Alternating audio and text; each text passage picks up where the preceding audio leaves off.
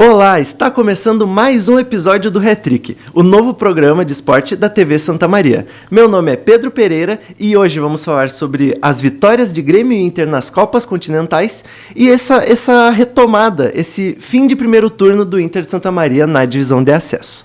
Mas antes, eu vou apresentar os meus grandes colegas do outro lado desta mesa, Lucas Sena e Antônio Oliveira. E aí, Pedro, e aí, Antônio, um olá para todos que estão nos acompanhando. Sempre muito bom estar aqui e hoje, depois de tanto tempo, muito futebol, Inter de Santa Maria, Grêmio e Inter vencendo nas Copas Continentais. Tem muita coisa para a gente comentar, tanto dos jogos que passaram, quanto dos que ainda vão acontecer. Olá, Pedro, olá, Lucas, um grande abraço aí a todo mundo que está acompanhando. E, enfim, como o Lucas falou, né, o futebol voltou e voltou com força máxima, porque a gente tem agora cada vez mais jogos de dupla Grenal, enfim, voltando às normalidades. Tem divisão de acesso também, que vai ter jogo aí final de semana e meio de semana, então vai ter muito jogo da divisão de acesso também. Fora, né, o que vem por aí, competições e seleções também, então o futebol volta a aparecer nas nossas vidas e que seja aí para dar um alívio de certa forma. Nesta próxima quase uma hora de papo, Ademir Lima estará nos acompanhando na técnica. Você assiste aos episódios do Hat-Trick na TV Santa Maria e no nosso canal do YouTube, youtube.com/hattrickoficial. Você também pode nos seguir no Instagram e no TikTok, @hattrickoficial. Dados os recados, a gente faz esse programa poucas horas, uma noite bem dormida e poucas horas depois das vitórias de Grêmio e Inter na Libertadores e na Sul-Americana. Vitórias que, em seus respectivos tamanhos e importâncias, foram de grande destaque para a dupla. Ainda mais levando em conta todo esse contexto que a gente vive no Rio Grande do Sul. Começando pelo Grêmio, o Grêmio bateu o Huachipato por 1-0 e já está classificado para o mata-mata da Libertadores de 2024. O que falta? Definir se vai ser em primeiro ou em segundo lugar. Mas antes da gente discutir esses possíveis caminhos e já projetar o próximo jogo contra o Estudiantes no final de semana, eu acho que seria interessante a gente falar um pouco sobre como foi essa partida lá no Chile, né? A gente viu o jogo e o primeiro gol já, o único gol no caso, que saiu dos pés do Diego Costa, já saiu logo aos 6 minutos. Mas a gente consegue definir que a partida foi de grande potência do tricolor gaúcho, né? Mesmo que tenha sido só um gol, o Grêmio dominou a partida, ainda destaca o primeiro tempo, né? Foi até curioso que tiveram 3 chances claras de ampliar, poderia ter sido uma goleada, mas aquela trave direita do goleiro do Huachipato estava chamando a bola. No segundo tempo, a gente destaca que o Marquezinho ele finalmente chegou ao Brasil, chegou ao Grêmio. Ele estava pecando muito, ele era um goleiro que nem a gente vinha comentando. Isso que é interessante do programa. O que vale numa semana não necessariamente vai valer na outra. Pode ser que semana que vem mude também. Pode ser que semana que vem mude. A gente vai falar um pouco do Galdino, que também serve para esse exemplo, mas o Marquezinho eu acho que é o que mais chama atenção. Inclusive ele foi declarado como o herói da partida pela bancada de transmissão. Hero of the match. Hero of the match e até por enfim, torcedores, jornalistas, enfim. Mas ganhou. Tá garantido no mata-mata. Lucas Sena, o nosso comunicador que torce pro Grêmio, por favor, eu quero começar com um pouco de paixão, mas óbvio que nunca deixando a informação de lado. Começa com a paixão que eu venho com ódio. Cara, eu queria começar pelo ponto de que o Grêmio entendeu de novo o que era a partida. Como eu falei aqui contra o The Strongest, o grupo entendeu a importância que tinha esse jogo em Talcahuano, diante do Huachipato. Sabia que o jogo não ia ser fácil, era um time que não é forte, mas que está com a campanha brilhante na Libertadores, venceu Estudiantes e Grêmio fora de casa. Era um time que podia incomodar de certa forma e até incomodou bem no segundo tempo. Mas diante da condição climática, tudo se tornou mais uma noite de Libertadores de raça, de garra, de um time aguerrido que lutou por cada bola. O Grêmio, não vou dizer que teve sorte, porque fez um gol quando o clima ainda era normal no Chile, o gramado estava em perfeito estado, não tinha poça para lá, poça para cá, não tinha como ter a noção da dimensão de onde a bola corria e onde a bola pararia numa poça. Enfim, quando o jogo ainda era disputado normalmente, digamos assim, num campo praticável, o Grêmio conseguiu abrir o placar e criou diversas oportunidades. Como disse o Pedro, aquela trave benzida pelo goleiro do Atipato. E não era só trave, né? Pô, tem uma bola na trave que a bola volta nas mãos do goleiro e tinha dois caras do Grêmio pra pegar o rebote. Cara, isso aí vendo parecia até que era coisa de Harry Potter, assim, que, meu Deus, foi exatamente encaixado. E sabe, eu tava olhando no jogo com outros 3 amigos e só passava pela minha cabeça e eu comentava com eles, cara, vai fazer falta. Vai fazer falta. Porque sempre tem aquela mística da bola pune, a bola pune. E o Grêmio perdeu muita chance. Perdeu. Eu acho que perdeu. O Galdino podia ter feito gol, o PP podia ter feito gol. É que no fim não acabou não precisando, mas perdeu. Sim, tipo, o Soteldo é mérito dele, era um chute difícil. Perde umas 2 seguidas ali no primeiro tempo que também... A do Galdino na trave pra mim era um chute difícil de primeiro, ok. A do PP, talvez a mais clara, assim. Apesar de que se fosse gol, iria pro VAR e ele tá um pouco adiantado. Mas enfim, o jogo do Grêmio passa muito pelo que o Grêmio não precisou vencer. Quando o Grêmio tinha o resultado e quando começou a cair água de um monte em Talcahuano, o Grêmio precisou se defender e soube se defender com perfeição. Claro, muito mérito ao Agostinho Marquezin, que fez a melhor partida dele com a camisa do Grêmio, sem dúvida alguma. Uma noite inspirada, que ele tava... Baixou o Manuel Neuer no Marquezin, ele estava muito seguro. Defesas difíceis, até... uma que nem foi tão destacada, mas o Kahneman dá uma cabeçada para trás na pequena área e ele chega no canto para pegar. Cara, uma partida de manual do Marquezin, mas não só dele, Rodrigo Eli, por incrível que pareça, vou aparecer aqui elogiando o Rodrigo Eli. Rodrigo Eli foi bem ontem, se demonstrou seguro, doa de PP muito bem no meio de campo, o Grêmio defensivamente foi perfeito, mas muito porque foi aguerrido, porque teve raça, porque entendeu que tinha que jogar uma batalha. O torcedor chamava de batalha de Talcahuano. Precisava jogar essa batalha. Fez um gol cedo e soube lidar muito bem com o resultado no segundo tempo. Quando viu o Atipato vir pra cima, tirar laterais e colocar atacantes. Viu o time chileno se propor ao ataque. E na raça mesmo. Na raça e, bom, nas defesas de Marquezin, o Grêmio classificou para a próxima fase. O Grêmio mais uma vez mostra que cresce na Libertadores quando precisa. Não é a primeira vez nos últimos anos que a gente vê o time patinar ali naquele início da competição. E aí depois se recupera, enfim, e consegue a classificação. Né, que chegou a um certo momento a estar bem dificultada. O gol do Diego Costa, né, enfim, eu acho que é tudo que o Grêmio precisava naquele momento, porque quem precisava do resultado era o Grêmio. E quando o Grêmio abre o placar, o Grêmio tem o conforto da partida de poder ditar o ritmo do jogo. O Grêmio escolhia, o Grêmio dava as cartas. E o Grêmio seguiu atacando. É como o Pedro até falou. Em um determinado momento dava a entender que ia fazer falta esses gols. Não fez, né? Que bom pro torcedor gremista. Mas assim, é algo para se cuidar. Porque o Grêmio teve chance de ampliar. E o Grêmio podia ter matado o jogo no primeiro tempo. Podia tranquilamente ir pro segundo e administrar. Mas isso não aconteceu. Outra coisa, o Grêmio não precisava estar passando por isso. Né? E aí entra, assim, que mágico que o Grêmio conseguiu revirar toda essa situação. E, nossa, assim, monumental a classificação. A cara do futebol da América do Sul, a cara do estilo do Grêmio nas Copas, né? A foto do Kahneman todo cheio de barro, enfim. Mas o Grêmio não precisava. O Grêmio poderia, por exemplo... Eu me arrepiei na tua fala. Tá vendo o Colorado aí, ó, arrepiando o gremista? Quando que a gente vê isso? Mas o Grêmio não precisava ter passado por isso. Porque se o Grêmio ganha... Tudo bem, tem o jogo do The Strongest, que eu desde o início falei, não tem que ir com reserva. Mas tem a final do Gauchão. Não importa. É Libertadores. O prêmio da Libertadores para passar da fase de grupos é praticamente o que o Grêmio ganha para jogar o Campeonato Gaúcho. Então, assim, ó, é muito dinheiro. Então, ali o Grêmio tinha que ter entendido assim, ó, o The Strongest é muito fraco. Muito fraco. E quem viu o jogo sabe. Os reservas do Grêmio poderiam ter ganhado do The Strongest. Os titulares, então, nem se fala. Ali o Grêmio podia ter feito os pontos. Contra o Atipato, então, ali pra mim é o grande jogo. Porque ali o Grêmio tinha que ter... E o Grêmio ainda vai com um time meio misto, né? Ali era 3 pontos. E se o Grêmio faz 3 pontos ali, não chegava nessa situação. Então, assim, podia ter sido evitado. Não evitou. E aí o que isso custa? Isso custa 3 pontos contra o Bragantino. Porque aí o Grêmio abriu mão do jogo. O Grêmio foi pro jogo contra o Bragantino entendendo que o empate ali era muito lucro. Perdeu. E aí perdeu e tá certo em ter jogado com os reservas ali. Mas se o Grêmio tivesse feito os pontos contra o Atipato, poderia talvez dosar esse jogo contra o Bragantino. E aí entra aquele velho limbo que o Grêmio vive todo ano. Chega um momento que tem que optar nas 2 competições, opta pela Continental, óbvio, tá certíssimo, e aí deixa de lado o brasileiro e a gente não sabe aonde o Grêmio poderia ter chegado no Campeonato Brasileiro nos últimos anos. É verdade, é bem verdade. Mas esse jogo com o Atipato em específico é um azar tremendo, cara. Não, sim. Eu não quero te falar do fato Azar e falta de qualidade de alguns atletas ali, também. Mas não quero... Não porque eu tava lá, mas tipo... O Grêmio toma 2 gols de bola sobrada, né? E os caras fazem batendo de primeira.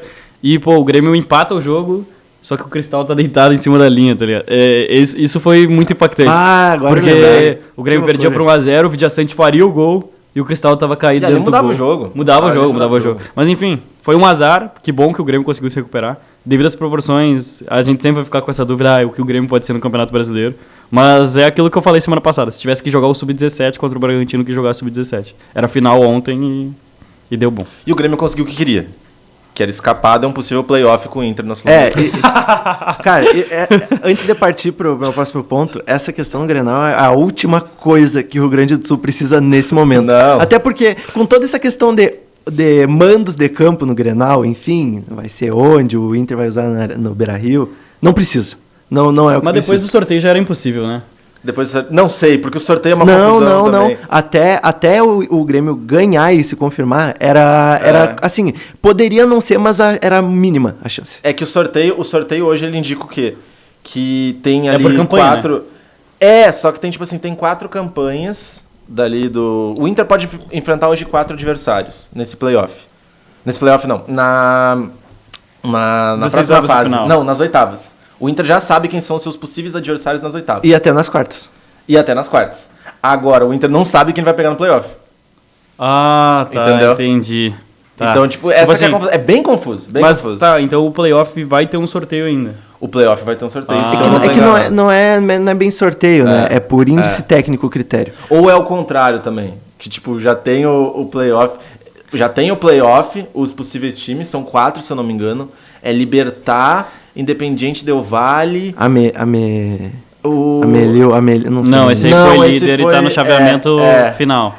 São 4 times bem complicados. Depende de quanto o Inter fizeram de gols no último jogo. Isso. Sim, porque é por campanha. Eu acho que é esse o fato. Tipo, a melhor campanha da Libertadores, no caso, o melhor terceiro colocado, pega o oitavo segundo colocado da Sula. Vai ser assim que vai ser equilibrado. Por isso que eu disse que, tipo, achava improvável que o Grêmio pegasse o Inter, porque caso o Grêmio vá pra Sul-Americana, iria pra Sul-Americana, vamos dizer, perdesse ontem, tá ligado? O Grêmio teria que vencer ou empatar com o Estudiantes pra ir pra Sul-Americana, e aí já seriam 7 pontos. Possíveis adversários do Inter. Se o Inter vencer, o Inter tem que vencer o Tomayapo, né? Pra vencer o Delfim. O Delfim, pra se classificar, porque hoje o Inter é terceiro, enfim. Se vencer por 1 gol, pega o Rosário Central. Se vencer por 2, pega a LDU. Se vencer por 3, pega o Del Valle. E se vencer por 4, pega o Libertad. Ou seja, sendo bem sincero, que vença por 1-0. Bom, a gente tem que esperar primeiro para comentar, né, esses possíveis chaveamentos. Mas voltando pro jogo ontem, o elenco do Grêmio foi basicamente um xerox do jogo contra o Atipato. A gente viu até contra o The Strongest. Contra o Atipato foi um xerox. A gente viu até que a ideia foi a mesma, assim. O Renato, que nem já tinha sido contra o Estudiantes. O Renato bota o elenco, aí no segundo tempo bota os guri. A gente teve um infortúnio Ele não contava com isso, com o Nathan Fernandes, que acabou vomitando. Até apareceu na TV, foi bem triste. Foi feio. A câmera focou nele. A câmera focou bem na hora. Bom, ele já tá bem, já saiu, que o Diego Costa até, que inclusive eles tiveram uma rusga ali no meio do jogo. O Diego Costa já falou para a imprensa que tá tudo bem, até no vestiário, depois para comemorar a vitória ele já estava bem, foi só uma coisa do momento. Mas aí o Gustavo Nunes entra no lugar do Nathan Fernandes, só que por conta dessa questão da chuva e das posses e tudo, um dos fatores que fazem o Gustavo Nunes ser o que é a velocidade, acabou sendo afetado. O Grêmio também ele acabou sofrendo não sei se sofrendo, porque no fim ganhou e poderia ter goleado, mas ele acaba sofrendo com o desfalque do Vila Sante, que foi convocado para a seleção paraguaia. Ele tem que resolver umas questões de visto, então e tem amistosos, enfim, ele saiu antes. O Grêmio conseguiu ficar com o Soteldo, que vai jogar nesse fim de semana e só vai se apresentar na próxima semana. Como vocês falaram, na Libertadores desse ano, as primeiras 2 rodadas o Grêmio perdeu, pelos motivos que foram, mas acabou empilhando vitórias contra o Estudiantes, goleou o The Strongest, e agora contra o Atipato. Bom, agora tem toda a questão do chaveamento, né? Vai jogar contra o Estudiantes às 7 da noite nesse sábado no Couto Pereira. Jogo de Libertadores no fim de semana. Raro, né? Só final. À Só noite. final, tá aí algo assim, ó, que eu não lembro quando foi a última vez que teve. É uma temporada atípica, envolvendo a dupla Grenal. Para ser o primeiro do grupo e pegar o Peñarol, do Diego Aguirre, e depois talvez o Flamengo, talvez o Palmeiras numa semifinal, o Flamengo nas quartas, precisa vencer o Estudiantes ou empatar em 2-2. Ou mais gols. Bom, 2x2 ou mais gols. isso. É isso, Sim. perfeito. Não, é que daí... Sim, 3x3, 4x4. por- 8x8 enfim. serve. 1x8, sério, por quê? Por conta da diferença Sim. de gols assinalados. Derrota o empate em 1-1, termina em segundo e pega o Fluminense e depois talvez um Atlético Mineiro nas quartas de final. Cara, pensando assim, eu vou dar minha opinião primeiro e depois vocês dissertam. Eu acho que não tem muita diferença. Vocês podem discordar absurdamente. Eu não acho que tem muita diferença. Eu acho que se fosse o meu time, eu gostaria talvez que ele pegasse o Fluminense e aí depois enfrentar o Atlético Mineiro. Por quê? Esse Peñarol, esse ano ele tá meio complicado e ainda tem toda essa questão. Acho que depois do jogo, quando o Atlético Mineiro, eles meio que acordaram assim, falaram, nós somos o Peñarol, nós somos time grande. E depois... E o Diego Aguirre tem um histórico de vencer o Grêmio. E Flamengo e Palmeiras eu acho que é bem complicado. Bem complicado. O Atlético Mineiro do Gabriel Milito também tá complicado. Talvez tanto quanto, se não mais. Mas, escolher por escolher, entre Fluminense e Peñarol, pra mim, não é tão distante, mas eu acho que o Peñarol é mais difícil, no momento. Até porque, em uma possível lei do ex com o Douglas Costa, que eu sou fã de leis dos ex... Achei que era fã Douglas Costa. Velho. Não, a favor da lei do ex, não digo do Douglas Costa nem do Grêmio, mas esse embate. O Douglas Costa tá machucado, então provavelmente nem vai ter. Mas enfim, eu falei demais, eu quero ouvir de vocês. Eu acho que o Grêmio, assim, essa questão da escolha, se a gente usar, né, tem que escolher, eu iria fugir do lado que tem mais brasileiros. Porque eu entendo hoje que o futebol brasileiro é, assim, muito superior na Libertadores, então fugir do lado que tem brasileiros. Só que o outro lado é um lado que tem o Atlético Mineiro logo nas quartas. Então o Grêmio já teria um problema. Tem o River Plate numa possível semi. Tem outro problema. Então, assim, eu acho que não tem muito o que escolher. Sendo bem sincero, se o Grêmio tem condições de jogar os seus jogos da Libertadores no Couto Pereira e vai lotar, como lotou nos outros, eu acho que tem capacidade para isso, fica em primeiro e decide em casa. Perfeita leitura. É isso. Tem mais que essa decidir questão. em casa. Porque assim, ó, o jogo contra o Peñarol é um jogo chato. O Peñarol não é o Peñarol que a gente viu nos últimos anos aí, que entrava na Libertadores e Sul-Americana para passeio. É um time que tá jogando bem. Que eliminou, por exemplo, o Rosário Central, que enfim foi muito bem no Campeonato Argentino ano passado, ficou na frente do Rosário Central no grupo do Atlético. E quase empatou o jogo com o Atlético lá na Arena MRV, né? O Atlético faz 3x0, toma 3x2. E é um time muito bem treinado. O Diego Aguirre tem esse histórico. Quem acredita na mística é um cara que tem um bom desempenho em Grenais, né? Então, já venceu o Grêmio algumas vezes comandando o Inter. Pode fazer um diferencial ali treinando o Peñarol. Então, esse jogo é um jogo difícil. E assim, as quartas de final ali, eu acho que seria o jogo mais peculiar pro Grêmio. Porque o Grêmio tem, passando do Peñarol, tem Flamengo, que é o time em questão de elenco, e tem o Bolívar. O Bolívar é um time que, assim, ao contrário do que as pessoas pensam, o futebol boliviano não é um time fácil de jogar. Apesar de, saindo da Bolívia, é um time muito menos perigoso. Mas é um time difícil. E, se eu não me engano, o Bolívar decidiria em casa o jogo contra o Grêmio. Eu acho que o Bolívar tem uma campanha melhor que o Grêmio, até se o Cara, Lucas posso puder conferir, olhar. mas... Mas, assim, se o Grêmio tiver que decidir lá, é muito complicado. Muito complicado. Porque daí o Bolívar vai saber exatamente quanto eles precisam e a altitude pega. Bolívar decide em casa. E a altitude pega. Então, eu acho que esse seria o grande jogo do Grêmio ali, nas quartas de final. Porque depois que você passa das quartas, o time já ganha uma confiança, ganha um ritmo que daí na semi pode fazer o diferencial. Foram poucas vezes na história que o Bolívar foi derrotado lá, né? Foi ano passado, do jogo Inter. do Inter, eles não perdiam desde 2012, se eu não me engano. São só 3 times brasileiros na história. Inter, Grêmio e Palmeiras. Palmeiras. Isso aí mesmo. E o Flamengo, inclusive, em 3 ocasiões não venceu o Bolívar em La Paz. Futebol é mais que número. Mas, pra minha opinião, tá muito dividida a opinião dos gremistas, assim, em que caminho escolher, porque como o sorteio foi antes, o Grêmio tem esse poder, né? Pode optar por escolher o caminho que quer, mas se eu tivesse que escolher, eu escolheria ser líder.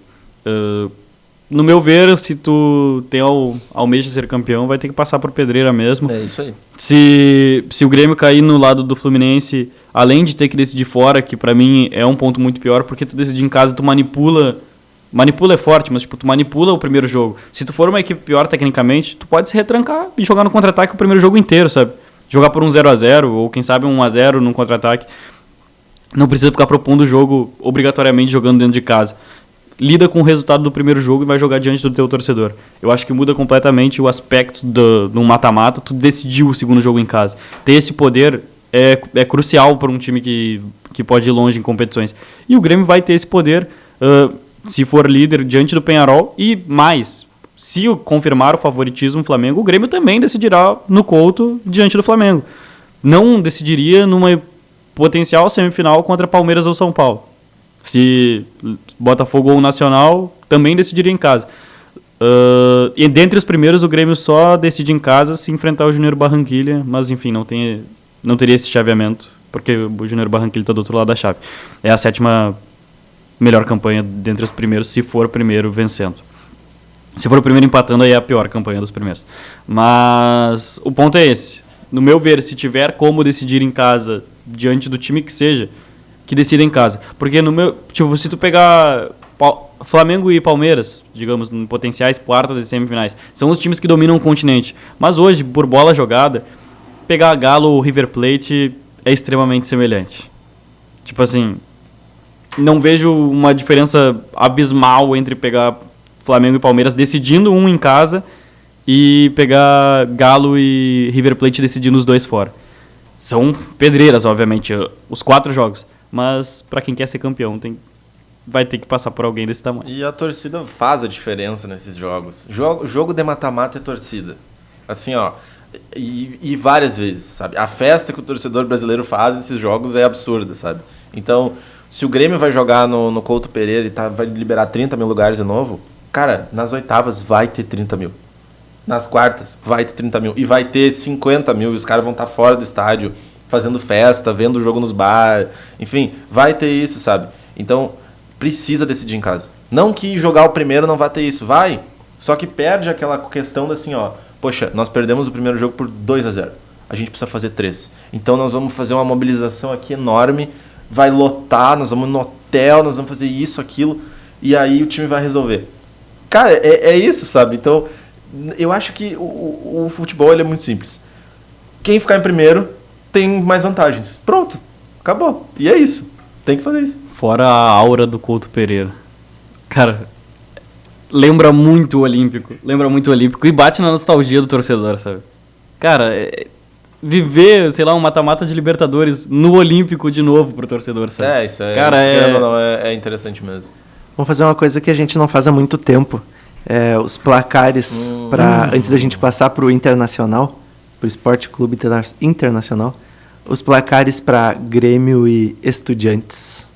Eu acho que o Grêmio vai com o mesmo pensamento que eu disse, de ser líder, e o Grêmio vai passar por cima do Estudiantes, porque não vale nada pro Estudiantes. O Estudiantes está em último com 4 pontos. O Estudiantes está em último, não vai a passeio. Não consegue nem em Sula, vai para Curitiba para ir pro... Cumprir tabela. Jardim Botânico. Shopping, Jardim Botânico. Cara, 3-0 o Grêmio. O Grêmio vai para ser bem líder. Eu juro que ia falar 3-0 também. Eu acho que vai ser 2-1. Eu acho que eles vão conseguir um golzinho. No final. Não, pode Uma ser. criança Eu acho que o de Marquezinho vai perder a sequência de clean sheets dele. Uma coisa antes... a cara dele perder num jogo que não vale nada. Isso é uma coisa que eu quero falar, que infelizmente não vai estar dando para eu tentar cavar uma vaga pro Kaique. Enfim, agora acabou. Acabou o sonho. Mas ele pode ser o goleiro do Campeonato Brasileiro. Pô, tem mais isso, né? Vai ficar trocando. Bom, Internacional. O Inter bateu o Real Tomayapo em uma partida com atitudes questionáveis. Criminosas também da arbitragem. E está a uma vitória de ir para o play-off da Sul-Americana. O Inter jogou melhor que o Real Tomayapo. em um geral assim da partida, né? Eu ainda acho que poderia ter sido bem melhor, mas jogou melhor, querendo ou não. O Bruno Gomes marcou o primeiro gol, aí depois teve uma situação de pênalti, que o Alário... O Inter esse ano tá perdendo gols de pênalti. Isso me dá um medo, porque Né? eu tenho a minha teoria, né? Eu já falei. O jogador de futebol que ganha o que ganha não pode errar pênalti. Isso Bom, não existe. Tu já vai explorar mais a tua tese, mas daí o Alário depois, minutos depois, 2, 3 minutos depois, já marca um gol, já amplia para 2-0. Tiveram 2 gols que foram anulados, um no primeiro tempo, que foi do Alan Patrick, que ele se embola ali e manda pro fundo da rede, e um que foi extremamente criminoso, do Maurício, que o cara pegou uma situação que tinha acontecido 2 meses antes, assim, ó, lances antes do gol, e resolveu anular. Mas enfim, é o que aconteceu. Bom, a gente viu que essa partida também foi a estreia do goleiro Fabrício, não só pelo Inter, mas em competições internacionais, porque o Rocher, ele foi convocado pela seleção uruguaia e não foi liberado, diferente de outros atletas do Brasil. Acho que isso é legal destacar também. Mas enfim, Antônio Oliveira, chegou a tua hora de falar toda a informação que tem no teu coração. Primeiramente, que legal que o Fabrício pôde estrear. É um cara veterano aí que talvez não tinha nenhuma perspectiva de poder jogar uma competição continental, e aí do nada a vida dele vira do avesso. Ele joga, apesar de não ter nem sujado a roupa dele ontem, né? Mas jogou, legal, e aparentemente vai ser o goleiro do Inter agora nessa ausência do Rocher. Acho que foi uma boa partida para ele estrear. Foi. Assim, ele não precisou ser tão utilizado. Tirar o peso. Tirar o peso. Exato. Eu também acho que foi legal nesse sentido. Quanto ao jogo, então, assim, ó, o juiz, esse que eu não lembro o nome, cara, bizarro. Por favor. O Grêmio viveu um período esse ano de uns 3 jogos seguidos ali de péssimas arbitragens. O Grêmio sofreu. O Inter tá nessa zica. Porque o jogo contra o Cuiabá também é um absurdo. Nossa. O Rocher expulso no Isso e o cara absurdo. do Cuiabá, com todo respeito, tinha que ter saído de Camburão direto pra delegacia. Eu acho que erraram o avião do árbitro, era pra ele tá apitando Ipiranga e São Bernardo. Só pode, cara, pelo amor de Deus. Porque assim, ó... E aí o juiz vai no VAR, ele volta, ele só dá amarelo pro cara. Não dá nem vermelho. Então, assim, o jogo de ontem, né, a gente tá gravando na quarta, o jogo foi na terça, é um absurdo. O primeiro lance que o Alan Patrick faz o gol, a gente até pode questionar. Ah, mas tem a interferência ali. Ali é uma que eu tava falando com o Pedro até antes da gente vir, é muita interpretação, né? Então, tipo, vai ter árbitro que vai dizer que sim, vai ter árbitro que vai dizer que não. E como esse gol não fez a diferença no jogo, eu tô de boa, sabe? Mas se tivesse ficado 0-0, por exemplo, a gente estaria questionando muito. Mas na sequência, né, depois tem o gol do Bruno Gomes, o segundo gol, que é o gol do Maurício, é um absurdo. Não existe aquilo. Simplesmente não existe. O cara puxou o VAR assim, ó, e foi voltando lance. Sabe, a bola vai e volta umas 3 vezes. E ele segue. Enfim, atuação do Inter. No meu ver, ok. Acho que o Inter não está podendo escolher atuações no momento, ainda mais com um time bem misto. Acho que fez o que tinha que fazer, resolveu o jogo. Poderia ter feito mais, bem como o Pedro falou, eu concordo. Mas está de bom tamanho, enfim, fez o que tinha que fazer. Enfim, pôde rodar o elenco, né? Bruno Gomes jogando muito bem. O Thiago Maia, mais uma vez, muito bem. O Fernando, para mim, titular, assim, ó, é muito não bom, tem cara. discussão. Tá, na zaga, é de volante, que for, achem um lugar para ele, porque ele não pode não estar no time titular. E do meio pra frente também gostei. Acho que o Maurício voltou a render bem, né? Eu acho que foi uma boa partida do Maurício, né? Teve esse azar do gol ser anulado, mas era um bom momento ali pra ele. O Alário, apesar de perder o pênalti, que na minha visão é inadmissível. Ele chuta no meio, né? Meio no meio, meio no canto. Eu acho que nesse tipo de jogo Canto não dá pra cruzado. perder. Assim, ó, uma coisa é tu perder num mata-mata, num jogo difícil, cheio da torcida, beleza. Agora, contra o Real Tomayapo, enfim, tinha ninguém no estádio, jogo já resolvido. E quem Pelo tinha amor de tava Deus, a 500 metros de pelo amor de distância. Deus. O Alário ainda, um cara com carreira na Europa, o goleiro do Tomayapo, com todo respeito, ninguém sabe Saiu quem é, rindo. sabe? Pelo amor de Deus, cara. Posso contar uma coisa pra você? Conta. Eu defendi o pênalti com o goleiro do Real Tomayapo. Tu defendia? Eu defendi. Como assim? Como assim? Uma brincadeira, a gente tava olhando o jogo do Inter Ah, depois do que Grêmio. susto, achei E que eu eu conheci falei. o cara. Não. Eu tava no sofá na sala, eu disse, eu vou pular pra esse canto, eu vou pegar. Canto cruzado. E eu pulei. Foi o tempo do goleiro. O cara Mas pegou. aí, ó, cara, não existe errar aquele tipo O nível da brincadeira do que era um pênalti contra o Real Tomayapo. É? E aí, na sequência, tudo bem, ele faz o gol e o Alário, de certa forma, estava bem na partida. Mas que bom que o Inter venceu e que possa testar alguns jogadores nos próximos jogos também, porque Eu acho que tem jogadores que poderiam merecer uma oportunidade maior ali. O Luca e o Gustavo Prado, principalmente. Mas esse gol anulado do Maurício, pênalti do Alário, pode vir a fazer falta. Pode, lógico. Pois é. Porque o ideal pro Inter, claro, eu não acho que vai acontecer de empatar com o Delfim. Eu acho que o Inter vai ganhar e vai passar para os playoffs da Sul-Americana. Mas, se fosse 3-0, o Inter teria a vantagem do empate. Dos 4 times esses que o Inter tem chance de pegar, Del Valle... Ó, Rosário Central, ele deu o Del Valle e Libertad. O mais fácil não teria o Libertad. Né? Porque foge do Argentino e foge dos 2 times da altitude, que são times tradicionais da competição. Só que para isso o Inter tem que fazer 4 gols contra o Delfim. O Inter não vai fazer 4 gols contra o Delfim. Assim, eu já adianto para vocês, não vai. Só que se o Inter tivesse feito esses 2, o Inter precisaria fazer só 2. Aí já é outros 500. Então, assim, hoje o melhor, ao meu ver, faz 1-0 e joga com o Rosário Central. O Inter tem que escolher, ao contrário do Grêmio. O Inter tem que escolher. Porque Deus me livre jogar na altitude contra times que, inclusive, já foram campeões da Sul-Americana. Deus me livre. E contra times que decidirão em casa. Que decidem em casa, que são bons jogando assim, não. Tô fora. Del Valle na Sul-Americana é o Real Madrid na Champions. Não tem como. A gente viu essa questão que tu falou de usar jogadores alternativos, né? Porque tanto o Ener Valencia quanto o Borré, eles foram convocados pelas seleções. E aí eles vão desfalcar o Inter enquanto eles estiverem vivos na Copa América. A gente vai falar mais sobre a Copa América, mas vamos voltar para o Inter. O elenco foi o goleiro Fabrício, aí Bustos, Igor Gomes, Fernando e René. No meio, Thiago Maia, Bruno Gomes, Maurício e Johan, que fazia tempo que não jogava. E deu uma senhora de uma assistência. Nossa, hein? uma assistência de Kevin De Bruyne. E depois no ataque, Alan Patrick e Alário. Eu acho que o Alan Patrick ele tá no lugar certo. Eu acho que é melhor ele jogar assim pra frente do que jogando no meio. Também tenho Eu esse acho, pensamento, mas- isso me dá um medo, mas- porque daí tem que tirar um dos dois. É lá. complicado. E assim, ó, o Alário, ele óbvio que comparado com esses outros jogadores, ele tá jogando no Inter. Os outros eles ficam mais no banco e tal. Mas, cara, o Alário, eu acho que ele faz por merecer essa vaga. Independente de ter perdido o pênalti, eu acho que quando ele entra, ele agrega de alguma forma. É que a diferença dele também para os outros dois, pro Ener Valencia e pro Borré, é o status que ele tem, né? Tu não... É óbvio, eu não tô desrespeitando a carreira de um cara que foi pra Europa, enfim. Mas tu espera muito mais dos outros dois e quando eles não fazem um pouco mais que o mínimo, tu já fica meio decepcionado.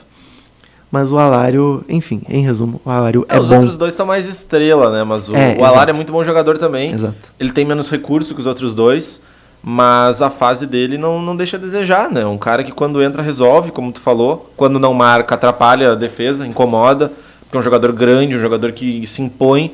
Então, a gente viu em alguns jogos, o Grenal, por exemplo, que o Inter ganha, é muito por causa do Alário. O Alário entra em segundos, faz o gol. Então, é aquilo ali. Aquilo é o Alário jogando. É o cara que incomoda a defesa. Ele pode pecar, de certa forma, na técnica, mas ele faz o que um centroavante tem que fazer. Com certeza. E é uma baita reposição, né? Tu ter o luxo de ter o Alário no banco de reservas não é pra qualquer time. Porque se tu for ver os bancários do país aí... Quem é que tem Lucas Alário ou um jogador do mesmo nível no banco? É um patamar acima.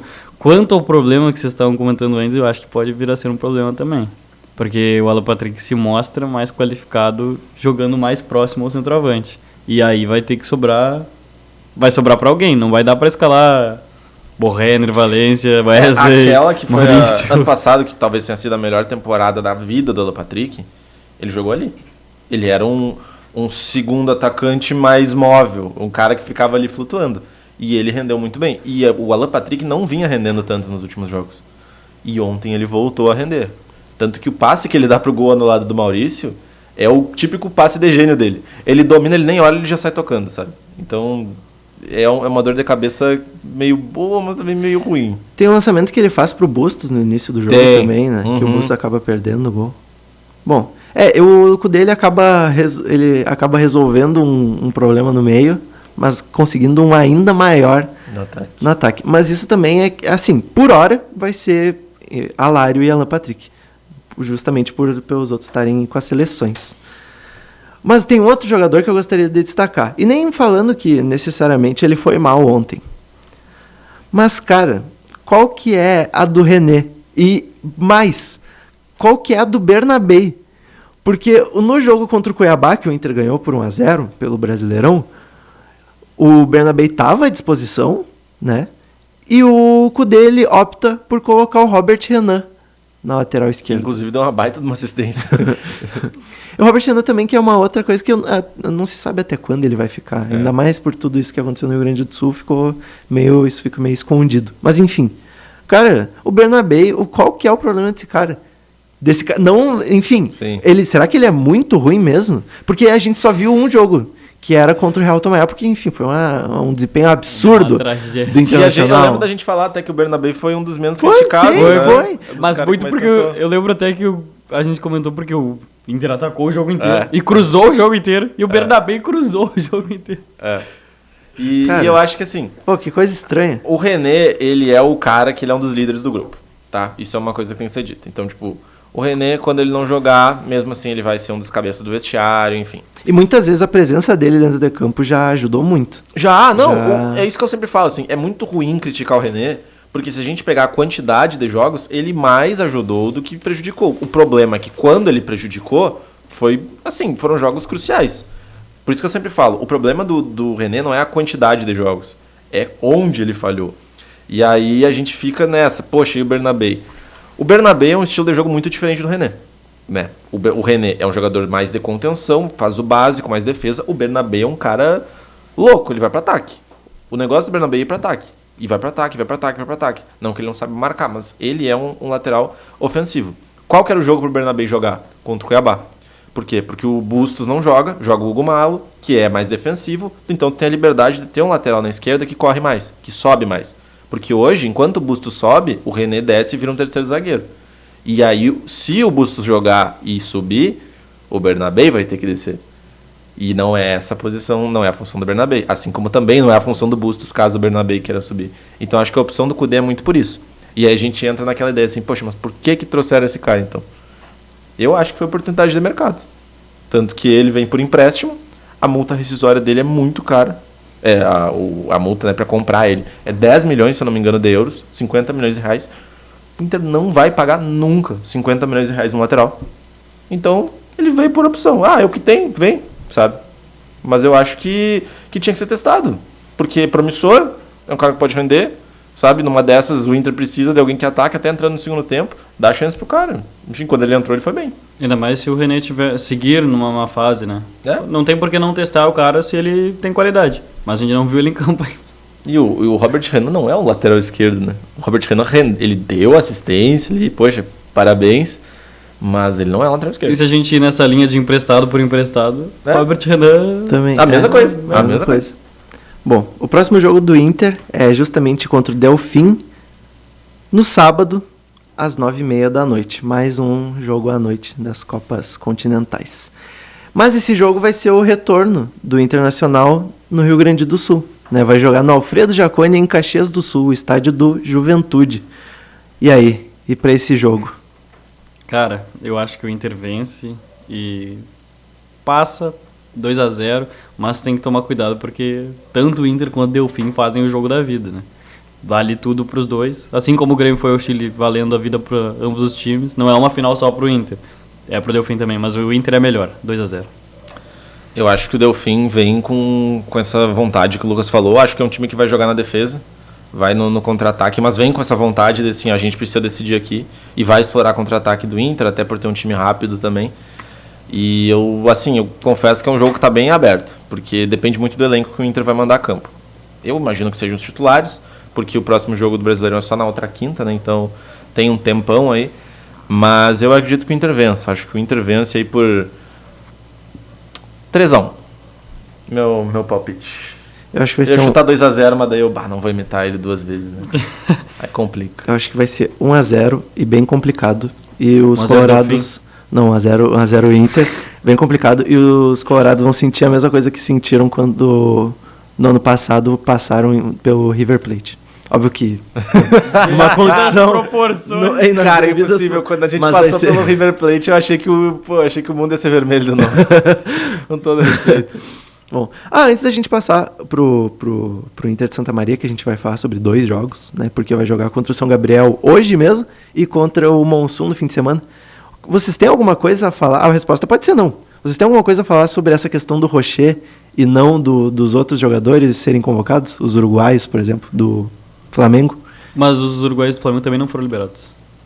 Eu acho que da última hora eles não liberaram. Não liberaram. Bah, então eu tô atrasado Não, na mas minha é- notícia. eu- Inclusive eu Bah, pensei, tipo assim... foi mal aí, pessoal. Tô capaz. atrasado. É que ontem, realmente, ontem saiu a notícia, eu pesquisei ontem mesmo, ontem de madrugada, por causa que o Vila Sante não foi liberado, né? Enfim, o Soteldo foi liberado e, pelo amor de Deus, pros clubes do Sul, cara, devia ser obrigação das federações liberar só pra jogar esse jogo da Libertadores. Depois, no Brasileiro, tudo bem, sabe? Mas Vinha, Varela, De La Cruz e Arrascaeta. E a Arrascaeta. Os 4 não foram liberados também. É verdade, eu lembro que saiu uma notícia que o Flamengo vai tentar liberar eles pro Sim. jogo contra o Grêmio, né? É.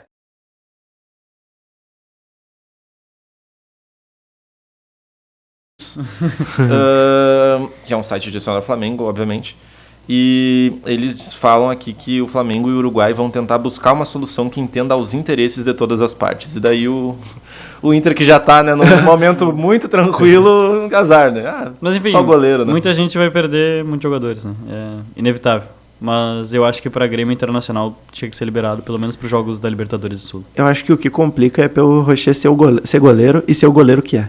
Eu acho que é isso que é o que mais dificulta, porque assim como ele é importante no Inter, ele é importante tanto quanto na seleção uruguaia. Sim.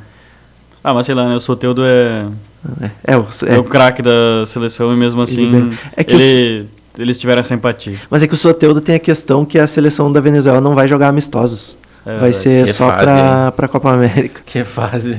O torcedor gremista pode ficar tranquilo que o Soteldo volta logo. Na primeira fase, o que eu vou secar o Paraguai. Embora a Venezuela estivesse muito bem nas eliminatórias, né? E o Paraguai tem que cair na primeira fase. Bom, Pior que eu tô tá nessa feita a também torcida. Bom, o Inter de Santa Maria, então, né? No último fim de semana, em jogo que não teve transmissão com imagens, apenas para os santamarienses da Rádio CDN, No radinho. que é do Diário de Santa Maria, o Inter de Santa Maria perdeu por 2-0 para o Lajeadense na Arena Alviazul. Agora, nessa reta final do primeiro turno, são 2 jogos. Contra o São Gabriel, a partir das 7h30 da noite dessa quarta-feira, no estádio Presidente Vargas, e depois, no final de semana, contra o Monsun de Porto Alegre, no Sesc Protásio Alves. Bom, o São Gabriel, ele chega a Santa Maria de uma goleada sofrida por 7-2 para o próprio Monsun. O São Gabriel, deixa eu pegar aqui minhas informações, está em sexto.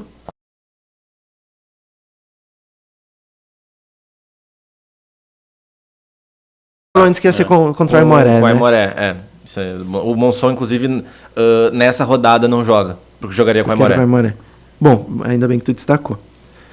Sobre a partida do Lajeadense, a gente conseguiu ouvir, né, que, enfim, a dupla, eles tiveram algumas tentativas ali, acabou não conseguindo. O goleiro Copete, ele teve, ao som de Marion Melo, narrador, a gente ouve que ele teve algumas defesas boas ali, mas o Inter não conseguiu.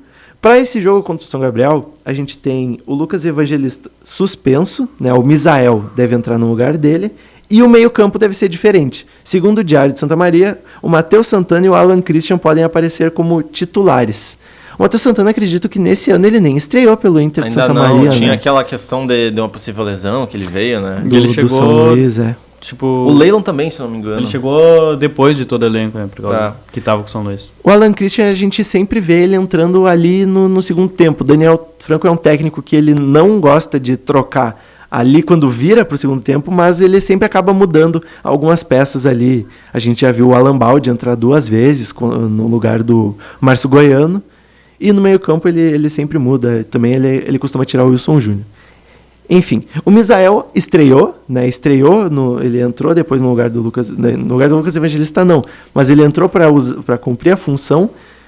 O único jogador que ainda não estreou é o Jean Paulo, que a gente tinha comentado até que seria meio uma questão mais complicada, porque, enfim, o Inter tem zagueiros muito bons, né? Tairone, Rodrigo Augusto Tem o Hugo e também. o Hugo, que jogou Rodrigo Augusto, ele tava... O Hugo não jogou ainda na divisão de acesso, né? Ele jogou nos amistosos ali. Mas ele jogou a Série A, né? Sim, pelo Guarani. O Rodrigo Augusto, ele era do Santa Cruz? Não, o Rodrigo Augusto estava jogando na Bahia, no Itabuna. Itabuna. Perfeito. E o Tyrone, enfim, que estava no Santa Cruz.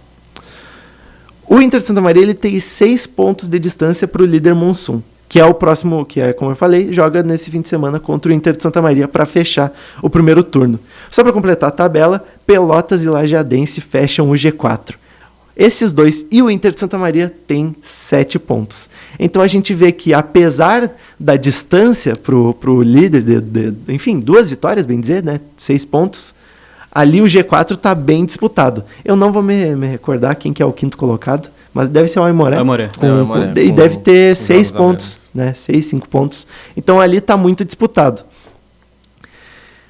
O que vocês podem esperar? O que o torcedor alvirrubro pode esperar desse jogo contra o São Gabriel? Eu acredito que não com goleada de 5-1, que nem em cima do Futebol Convida, mas o Inter tem que ganhar do São Gabriel. Ainda mais que a gente sabe que o São Gabriel vive uma fase bem complicada. O Antônio até escreveu pro Diário de Santa Maria que está no quarto, mais ou menos, terceiro, quarto treinador. E, pô, em quanto? 5 jogos? Pô, é complicado, né, cara? O jogo, esse é o jogo pro Inter de Santa Maria voltar aos eixos. A gente falava, né, que o jogo contra o Futebol Convida foi, de certa forma, ali um ânimo, aí veio toda a catástrofe, agora volta o Lajeadense e vem a derrota. E o jogo contra o São Gabriel é uma oportunidade para o Inter voltar para esse trilho, porque o São Gabriel é um time que está muito fragilizado. É um time que vem de crise financeira. No início do ano a gente já falava assim, o São Gabriel pode cair. Aí ganhou do Futebol Convida, a gente conseguiu fazer o que precisava ali, né? Que é o embate direto. E vem de um 7-2 contra o Monson. 7-2. 7-2. Assim, é a maior goleada até agora da divisão de acesso. E o Inter de Santa Maria, assim, com todo respeito, tem que jogar sem conhecimento do adversário. Tem que passar em cima. Sabe, é jogo para fazer 3-0, é jogo para fazer 4, é jogo para aumentar o saldo de gols. O saldo de gols que foi, de certa forma, perdido agora contra o Lajeadense, porque tomar 2 gols na divisão de acesso é complicado, já tomou 2 contra o Aimoré, é agora para recuperar. Né? E aí tudo bem que o São Gabriel vai, de certa forma, com mais atenção, porque, né, nenhum time vai querer tomar 5 gols de novo, de diferença, então eles vão com uma atenção mais redobrada. Mas o Inter tem que aproveitar que o adversário está fragilizado, que está com um treinador novo aí que já chegou assumindo uma bronca e já tomou 5 gols de diferença. Então tem que aproveitar. E assim, tem a baixa do Lucas Evangelista, mas que bom que essa baixa veio agora. Porque o Inter passou aí as 4 primeiras rodadas sem reserva na lateral direita. E agora tem o luxo de ter o Misael. Que baita análise. Que é um jogador que foi campeão da principal segunda divisão estadual do Brasil. Que Melhor que muito estadual. Que é o Paulistão A2. Ele foi campeão lá sendo titular. Então, assim, esse cara tem condição de ser titular aqui. Então, que bom que o Lucas Evangelista foi expulso agora e não antes, que daí não tinha reserva. Com certeza. Eu tô fechado com o Antônio. É expectativa de vitória e de boa vitória. O torcedor tem que ir querendo vencer e apoiando o time para isso. Porque o Inter SM, tendo o elenco que tem a obrigação moral de vencer o São Gabriel dentro de casa. Não é uma hipótese, assim, tem que vencer o São Gabriel. Quando tu faz a tabela lá de quantos pontos serão alcançados na primeira fase, tu coloca 3 em cima do São Gabriel dentro de casa. Exatamente. Porque é um time mais fragilizado, não tem a condição financeira que o Inter SM tem, muito pelo contrário, inclusive, né? Tá em maus lençóis. O Inter SM tem um elenco recheado, talvez o melhor da divisão de acesso, tem que vencer esse jogo. Perdeu pro Lajeadense? Perdeu. O Lajeadense também não é um time que dá pra se tirar pra qualquer coisa. É um dos 4 invictos ainda da divisão de acesso. É um dos times que briga ali pelo acesso. Glória, Passo Fundo, Monson e Lajeadense. Óbvio que o Lajeadense não tem a pontuação dos outros 3, mas não perdeu ainda. Então, querendo ou não, é um mérito que eles têm. Venceu o Inter SM, a primeira vitória deles, mas o Inter SM tem que esquecer esse passado. Tem que jogar diante do São Gabriel, olhando para um adversário fragilizado, que tomou 7-2 no final de semana, está passando por condições financeiras tenebrosas e está no terceiro treinador do ano em 5 jogos. Tem que saber se aproveitar disso para voltar para a competição. E muito mais que voltar para a competição é a volta para o futebol em Santa Maria. Tem mais de um mês que não tem um jogo em Santa Maria. Então é hora do torcedor ir apoiar e saber que vai ter os 3 pontos a favor dele. Detalhe, não tem dupla Grenal hoje de noite. 7h30 o jogo, não é um horário muito tarde. E o clima tá bom em Santa Maria. Então, assim, tudo a favor para a torcida aí. Uma questão que eu acho que é interessante falar é que o São Gabriel, seguindo a cartilha, ele vai vir para o empate. né? Ele vai vir talvez que nem... Retrancado. Que nem o Bagé. Que jogo ruim de ver. E uma característica do Daniel Franco como técnico é que ele é um treinador com elenco, com time defensivo. Não se arrisca muito. Não se arrisca muito. Que antes de atacar se defende. Perfeito. E a gente já viu que ele não abre mão. É difícil ele abrir mão desse estilo de jogo. E tudo bem, é o estilo de jogo dele. Eu tinha uma coisa para falar, esqueci. Eu construí esse pensamento. Não, mas eu lembrei. Uma questão que eu acho que é interessante é que, cara, um jogador que eu acho que pode fazer diferença nessa ideia é trocar o Márcio Goiano pelo Alan Baldi. O Alan Baldi, ele já vem entrando, nos 2 jogos ele entrou no segundo tempo no lugar do Márcio Goiano, e não necessariamente por culpa do Márcio Goiano. O Márcio Goiano, a gente fala, ele tá no auge físico do que a gente viu ele jogar, mas o Alan Baldi a gente vê que ele tem muita mais presença ofensiva. Pô, um cara que faz gol, um cara que fez 2 gols na goleada. E é um cara que... Ontem eu tava estudando a tabela, Uhum. o Alan Baldi é o vice-artilheiro da divisão de acesso. 2 Pô, gols. Então, é um cara que faz gol. No ano passado ele já tinha sido um dos destaques ofensivos do Lajadense, mesmo sendo lateral. Conversando com ele quando eu tive a oportunidade, ele me falou que desde a base ele já tem essa característica de fazer gol, talvez por ter uma boa estatura, por ser alto, enfim, ele tem essa presença, ele pressiona o adversário. Eu acho que isso pode ser um diferencial. Só pra gente finalizar esse assunto, eu queria que você, já tá chegando ao fim, inclusive a minha água tá acabando, eu gostaria que vocês projetassem essa partida, falassem mais um pouco do que vocês tiverem para falar e já falassem também um pouco sobre o jogo contra o Monsun. A gente acaba não conhecendo tanto, é um time discreto, pouca mídia, muito futebol, né, para a divisão de acesso, e é o time a ser batido no grupo B do Leão da campeonato. fase de grupos. É o Leão, É verdade. No passado foi assim também. Acho que a gente pode primeiro projetar esse fim de primeiro turno para daí no outro programa começar a pensar sobre o retorno. Cara, eu acho que volto na mesma tomada. Hoje talvez a gente veja algumas mudanças do que a gente viu, não viu, do que ouviu do jogo diante do Lajadense, até porque foi uma derrota, ou seja, algo deve ser mudado. Não sei muito bem o que ele vai fazer. Eu acredito que é um bom teste ter Matheus Santana e Alan Christian no meio.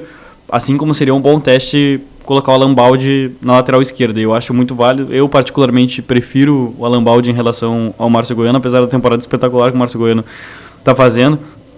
Mas, como projeção para os próximos 2 jogos, eu veria assim, o cenário mágico para o Inter seria uns 4 pontos. A gente vai jogar fora diante de um Monson que é forte dentro de casa, se mostrou forte dentro de casa, apesar de não ter o público. Isso é muito curioso. Parece que o time joga sem pressão. Conhece os caminhos. Parece que o time joga sem pressão e isso é melhor para eles. Que é um leão de fase de grupos que fez a melhor campanha da fase de grupos da divisão de acesso do ano passado. E, enfim, não subiu para a Série A do Gauchão. Então, num cenário perfeito, eu veria uma vitória contra o São Gabriel e um empate contra o Monson fora de casa. Mas é aquela coisa, eu acho que, se falando de plantel, a gente vai ter algumas mudanças em relação ao que a gente viu contra o Futebol com Vida, do que a gente ouviu contra o Lajadense hoje de noite. Eu acho também que vem mudanças por aí, e que bom, porque tirando o jogo contra o Futebol com Vida, que de certa forma é um adversário muito mais frágil, a gente não viu o Inter de Santa Maria jogar um bom futebol nos outros jogos também.